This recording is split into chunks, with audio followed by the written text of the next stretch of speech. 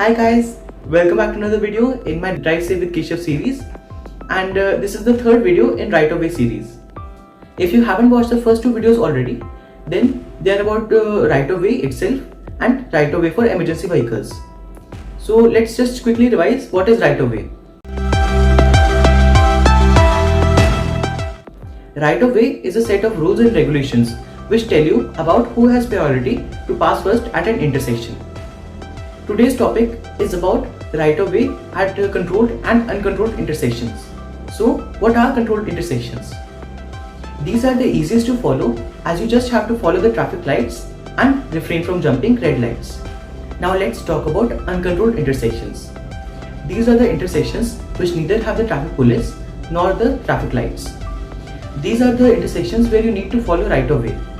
If you follow right of way here, then you can avoid confusion and even collisions. The principle behind this is that the vehicle that comes first gets to pass first. If there is a vehicle already waiting at the intersection, then they have right of way. This is where mutual respect and honesty come into play. You must not be hasty and must let the vehicle in front of you pass first.